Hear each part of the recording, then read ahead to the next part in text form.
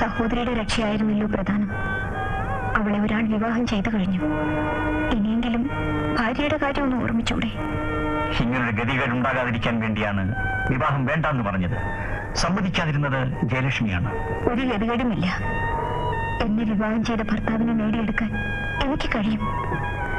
സാധുവായ എന്നോട് ഒരല്പം ദയ കാണിക്കണമെന്ന് മാത്രം. മനസ്സിലായില്ല. എന്തായാലും സഹോദരിയുടെ വിവാഹം കഴിഞ്ഞു. ആ കുട്ടിയുടെ ഭാവിയെ പറ്റിയുള്ള ആശങ്കയും തീർന്നു. ഇനിയെങ്കിലും സംഭവിച്ചതൊക്കെ കോടതിയിൽ തുറന്നു പറഞ്ഞു ഈ കേസിൽ നിന്ന് രക്ഷപ്പെട്ടൂടെ? നിവർത്തിയില്ല ജയലക്ഷ്മി, നിവർത്തിയില്ല. എന്തുകൊണ്ട്? ആ രഹസ്യം പുറത്തറിഞ്ഞാൽ സഹോദരിക്ക് ഒരു ഭർത്താവിനെ കിട്ടുകയില്ലെന്നായിരുന്നല്ലോ പേടി. ഇപ്പോഴിതാ നല്ലൊരു ഭർത്താവിനെ കിട്ടിക്കഴിഞ്ഞു. ഇനിയും ആ രഹസ്യം ഒളിച്ചു വെക്കണോ? മരണം വരെ ഒളിച്ചു പിടിക്കാതെ നിവൃത്തിയില്ല. ഇതുവരെ എന്റെ സഹോദരിയുടെ മാത്രം കാര്യത്തിലായിരുന്നു ആശങ്ക. ഇപ്പോൾ അവളുടെ ഭർത്താവിന്റെ കാര്യത്തിൽ കൂടി എനിക്ക് ആശങ്കയുണ്ട്. ഡോക്ടർ മോഹൻകുമാറിന്റെ കാര്യത്തിലും? അതെ. കോടതിയിൽ രഹസ്യം തുറന്നു പറഞ്ഞാൽ ഒരുപക്ഷെ ഞാൻ രക്ഷപ്പെട്ടേക്കാം. അതോടൊപ്പം തന്നെ ഇന്നോളം ഒളിച്ചു വെച്ചിരുന്ന ഈ രഹസ്യം എന്റെ സഹോദരിയെ സംബന്ധിച്ചുള്ള വലിയൊരു അപവാദമായി നാടാകെ പരക്കുകയും ചെയ്യും. മോഹൻകുമാറും ഒരു മനുഷ്യനാണ്. സ്വന്തം ഭാര്യയെക്കുറിച്ചുള്ള അപവാദം സഹിക്കവയ്യാതെ വരുമ്പോൾ പിന്നെ എന്തൊക്കെയാണ് സംഭവിക്കാൻ പാടില്ലാത്തത്? അതുകൊണ്ട് എന്നെ രക്ഷപ്പെടുത്തിയിട്ട് അവസാനം എല്ലാം കൂടി നശിപ്പിക്കാൻ ഇടയാക്കരുത്. കൂടുതലൊന്നും എനിക്ക് പറയാനില്ല.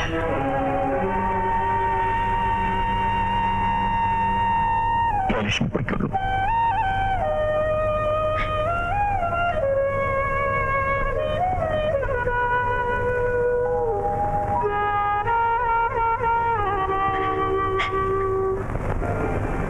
ശ്രീദേവി, നിന്റെ ചേട്ടന്റെ കേസ് നാളെ വിധി പറയുകയാണ്.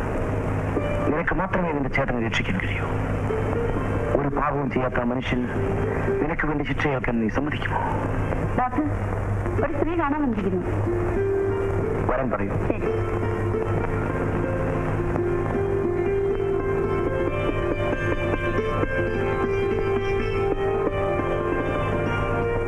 ഞാനൊരു സഹായം തേടി വന്നതാണ്.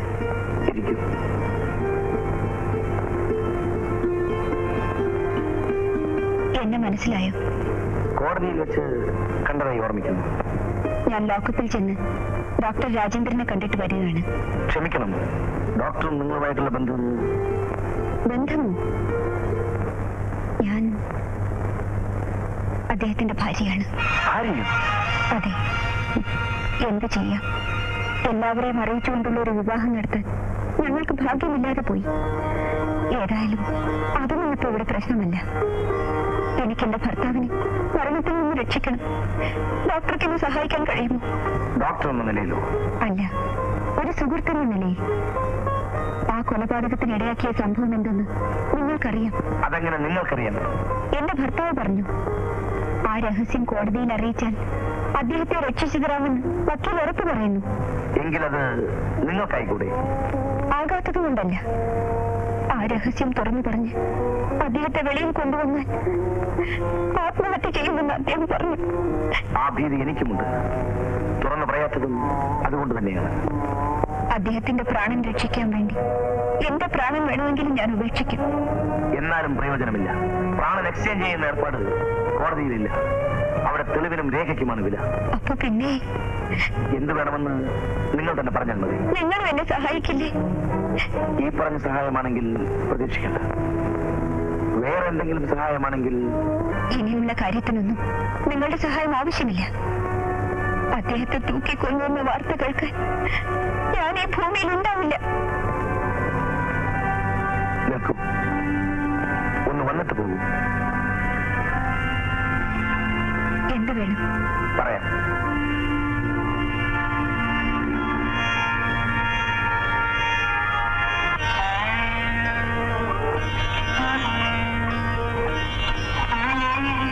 എന്താ പേര്? ജയലക്ഷ്മി. നല്ല പേര്. നിങ്ങളെ എനിക്കിഷ്ടമായി.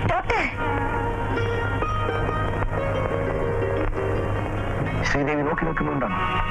സാരമില്ല, അവൾക്കൊന്നും മനസ്സിലാവില്ല. അവൾക്കിനിയും സ്വബോധം തിരിച്ചു കിട്ടിയിട്ടില്ല. ജയലക്ഷ്മി, ഞാനൊരു ഭാര്യയാണ് ഡോക്ടർ. ഞാൻ ഭർത്താവ്. നമ്മൾ രണ്ടുപേരും വിവാഹിതരാണ്. പക്ഷെ ഭാര്യയാവാൻ നിങ്ങൾക്കോ ഭർത്താവാകാൻ എനിക്കോ കഴിഞ്ഞിട്ടില്ല. പക്ഷെ നമ്മളും മനുഷ്യരല്ല. അതുകൊണ്ട് തെറ്റും ചെയ്യുന്നതിൽ പ്രശ്നം.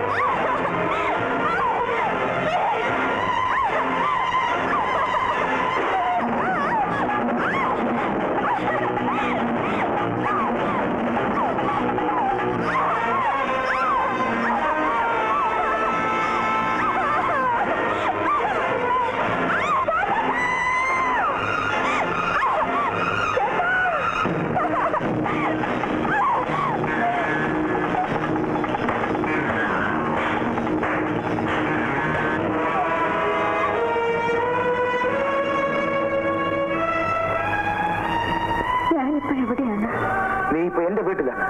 കഴിഞ്ഞതെല്ലാം നിനക്ക് ഓർമ്മിക്കാൻ കഴിയുന്നുണ്ട്. ഞാൻ ജയിച്ചിരിക്കുന്നു.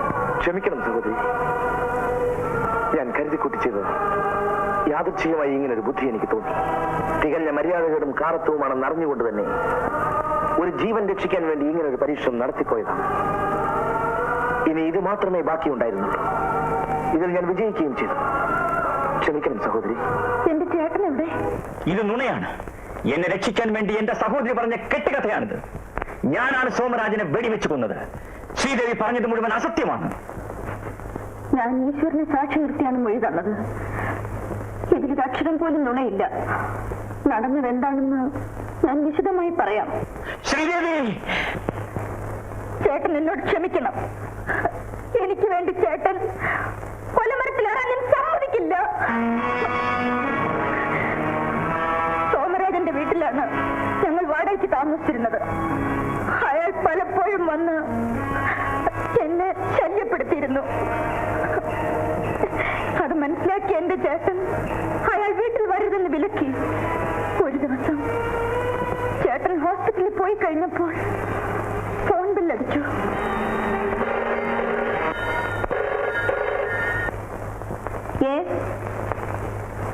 അതെ, ചേട്ടൻ എവിടെ വല്ലതും പറ്റിയോ? മറിയമ്മേ, മറിയമ്മേ, എന്താ കുഞ്ഞെ? എസ്റ്റേറ്റുവിന്റെ വളവിൽ വെച്ച് ചേട്ടന്റെ കാറ് കൊക്കയിലേക്ക് മറിഞ്ഞു. ഈശ്വര, ഞാൻ അങ്ങോട്ട് പോവാണ്.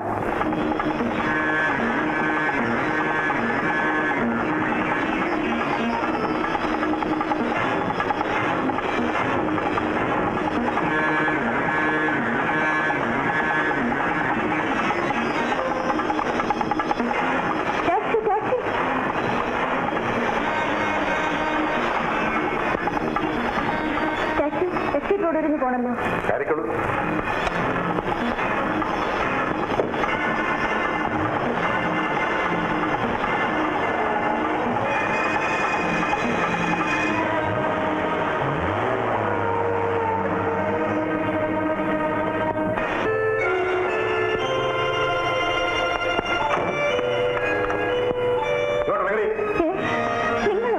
അതെ, ഞാൻ തന്നെ.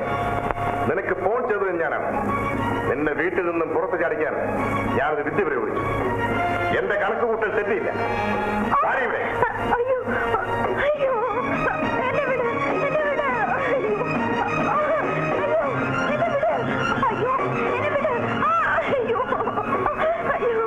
ഈശ്വരനെ വിചാരിച്ചെന്നെ ഉപദ്രവിക്കരുത്. ഞാൻ കാല് പിടിച്ച് അപേക്ഷിക്കാണ്. കാലൊന്നും പിടിക്കട്ടെ.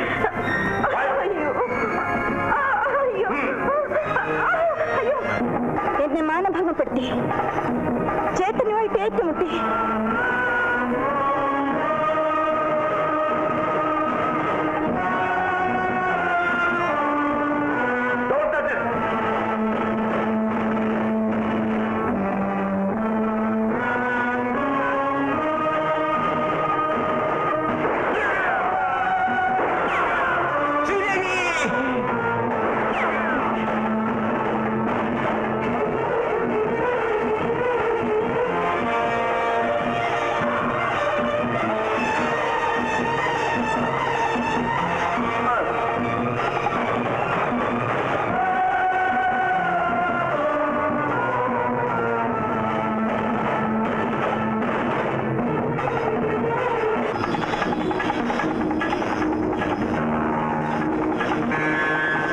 ശ്രീദേവി, ശ്രീദേവി.